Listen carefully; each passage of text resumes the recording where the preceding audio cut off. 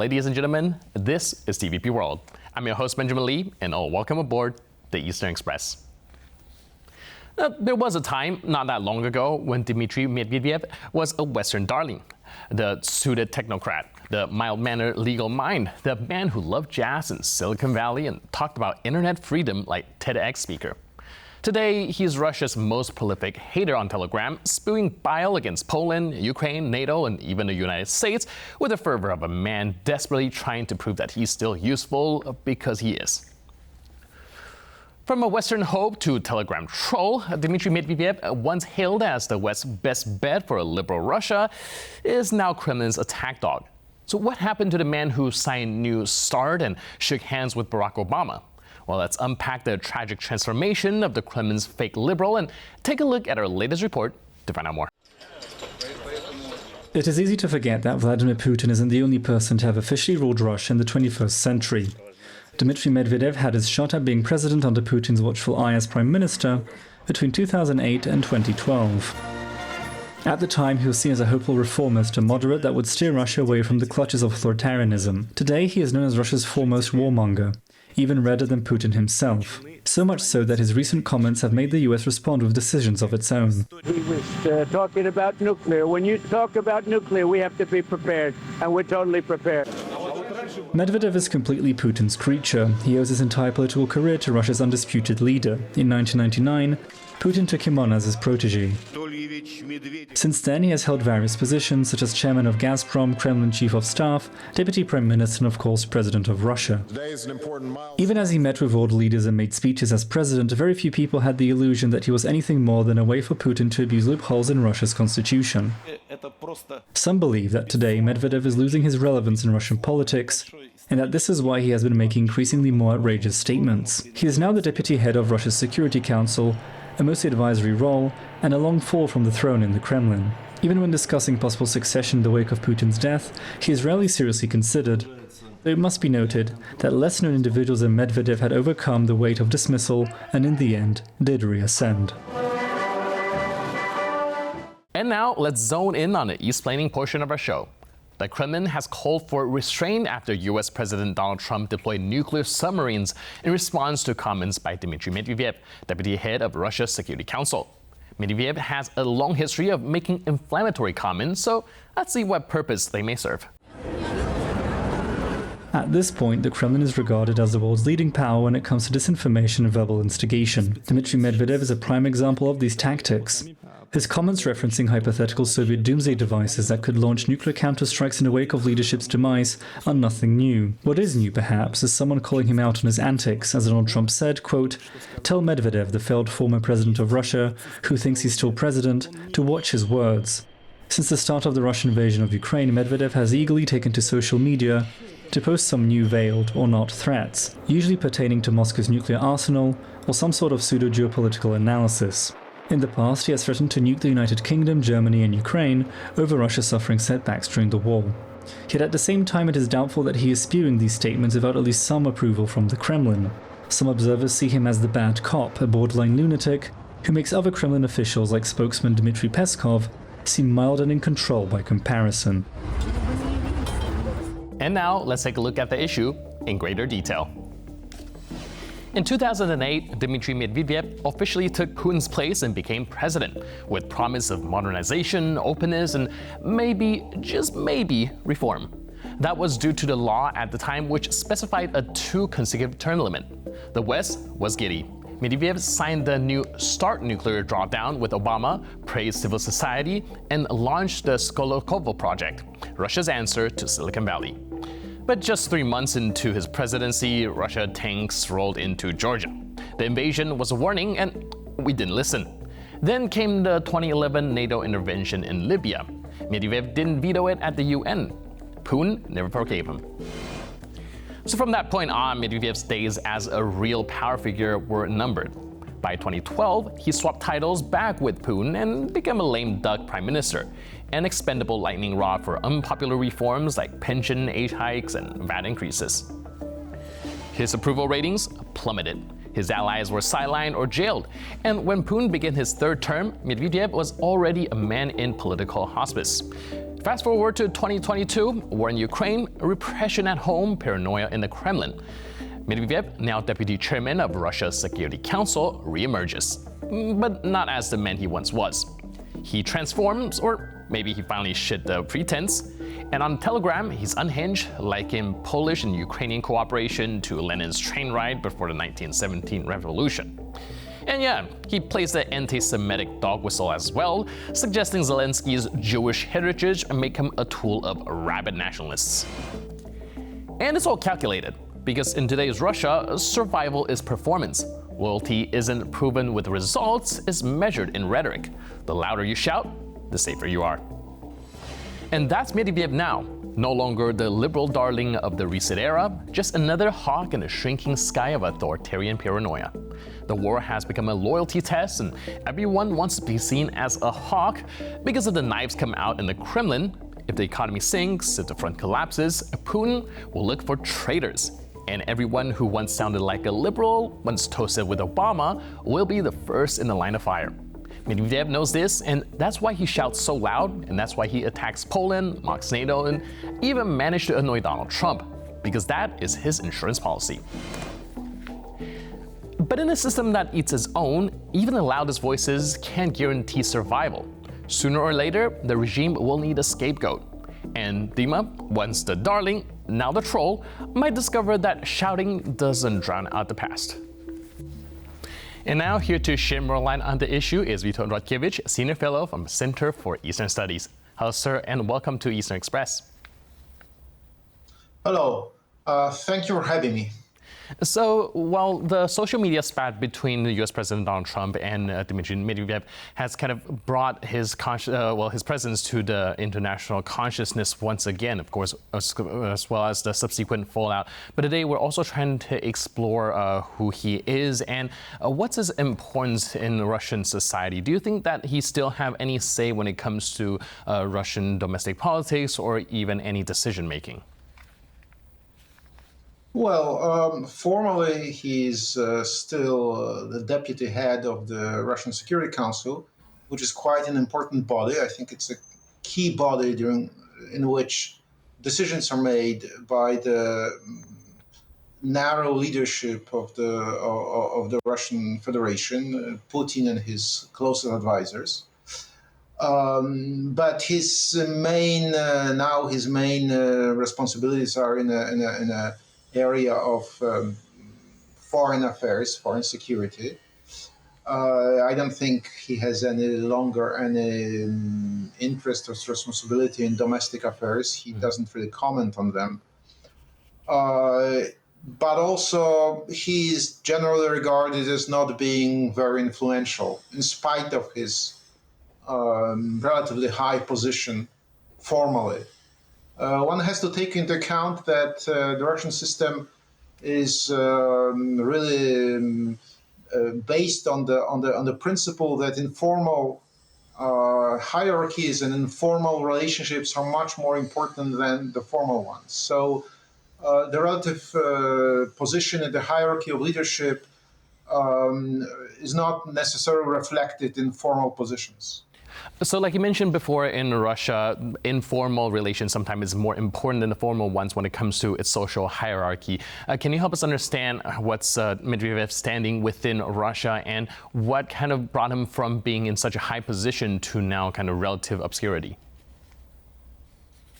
Well, I think he was relegated to a relatively more remote place in the hierarchy after the Russian policy, after Putin really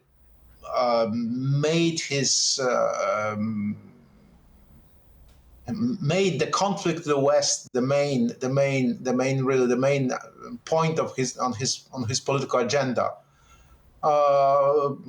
Medvedev, not having any background in security, being a civilian, is pretty much an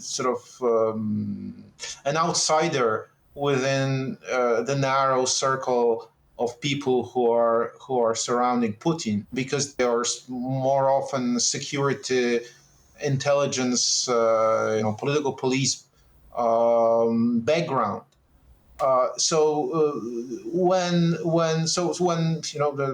conduct of war against Ukraine and hybrid war against the West is the main sort of preoccupation of the Russian state and the Russian leadership, somebody with Medvedev's background naturally becomes less useful, less important, and that reduces his position in the hierarchy.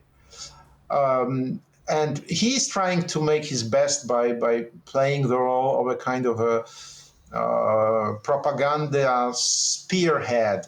So he's trying to maintain his position and his usefulness by making these sometimes very radical and aggressive declarations on social media, and by this he's playing like a role of a kind of a one would say he tests the ground. I would say he's testing the ground for the real policy by sort of the Kremlin uses him to measure the reactions and to measure the temperature, as it were, before major political decisions. So we can see his latest spat on the nuclear issue, on the use of nuclear arms. Today we have, or yesterday evening, strangely enough, the Russian Federation announced that it's no longer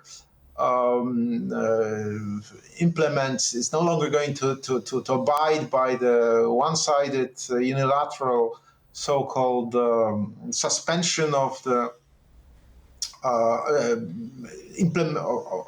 deployment of medium and intermediate range ballistic missiles, which it announced in 2019.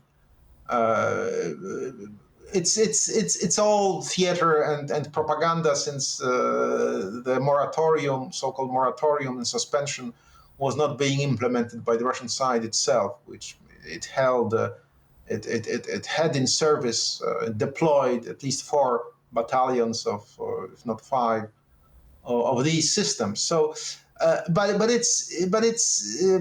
it demonstrates how the system operates. Medvedev plays the role of a kind of a propagandist and somebody who is used to send signals and messages to the world and primarily to the West. All right. Speaking of his relation with the West, that he's now being used to test the waters, I'm curious about how he was perceived by the Western world during his term as president. Well, he was, again, the problem is that the West uses categories, political categories and labels that come from a completely different political and social reality. He was seen as a kind of a liberal who is trying to reform the system, perhaps, who is kind of Democrat. But one has to remember that Medvedev began his political career by being head of the political administration in 2003, when Putin launched one of the most important steps towards the turning Russian political system into an authoritarian system by attacking the famous Yukos affair, the attack on a private company led by Mikhail Khodorkovsky, its nationalization, and sentencing under the spurious charges of Mikhail Khodorkovsky, sending him into jail. This was done when Medvedev, the supposed liberal, was the head of the presidential administration. And again, presidential administration is the key structure in the Russian political system. It's more important politically than the government. So the head of the administration is actually, from the point of view of the system, much more important than the prime minister. So, clearly Medvedev, was involved in this major operation that moved the Russian system. It was one of the key steps moving the Russian system in the direction of dictatorial, neo-totalitarian system that it has become during the last few years. Right, like I mentioned, he is a key player in turning Russia into the tyrannical system that we are seeing today. However, like you also mentioned, that he's being seen as somewhat of a liberal Democrat during his term. Do you think it much has to do with how he changed his position, or was it just a fault of perhaps the West having the proclivity to see the world through its own ideological lenses? Yes, I think I tried to make it pretty clear, and I think this is not well. First of all, the context has changed. Okay. Russia is now in direct conflict with the West, and of course, this is not the decision was not made by Medvedev. It was made by Vladimir Putin. Medvedev is just following the line, the party line, the part. This is the first thing. The second thing is that even before, please remember that in 2008, the war against Georgia was conducted under the formal when Medvedev was in power, and Medvedev was made statements after the war. Describing the Russian policies as the one that seeks to establish what he called the sphere of privileged interests in the former Soviet areas. So this is clearly an imperial, non-liberal line that he was following. So Medvedev as the alleged supposed liberal than reality. Between 2008 and 12, the Russian system remained as it had been, as it was shaped by President Putin with the active help of Medvedev in the first two terms of Putin's two first presidential terms from 2000 to 2008. It was at that time that the Russian system was completely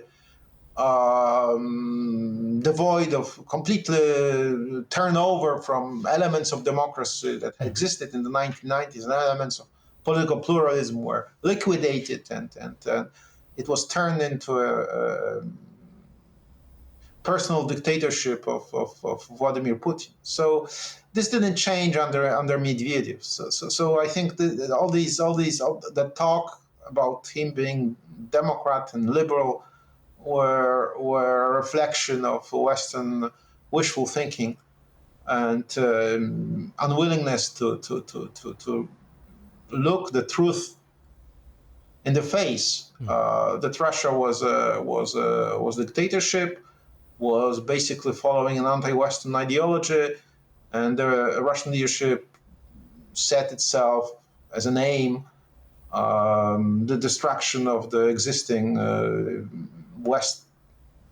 Western-led or US-led international system. Thank you, sir, so much for your input and insight. I really appreciate it. And thanks for being with us on the Eastern Express. Thank you. Thank you for having me. It's always a pleasure.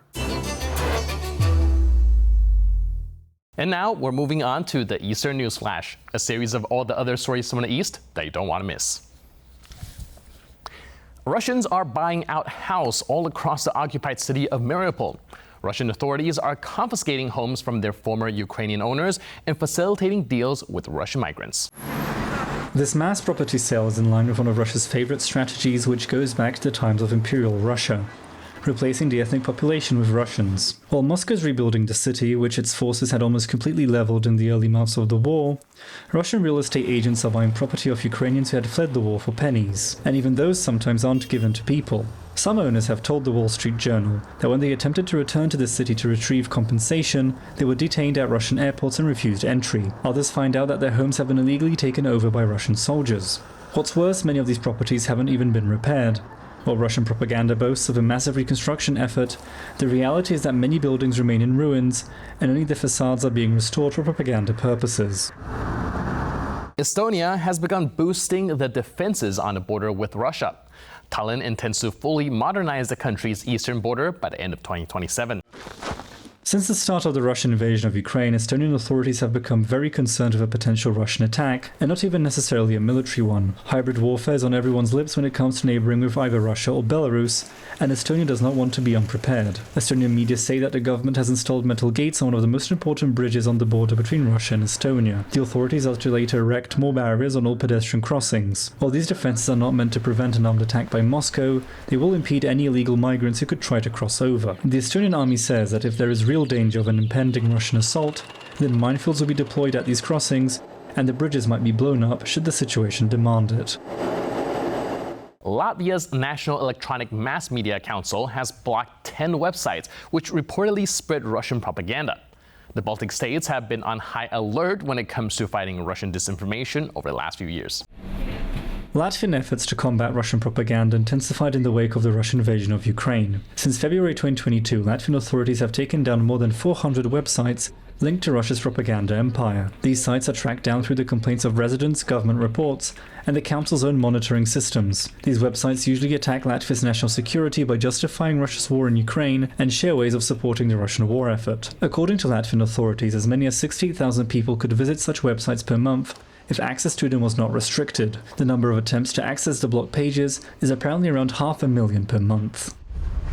And that's all for this episode of Eastern Express. But for more news, update, and commentary, please stay tuned to TVP World.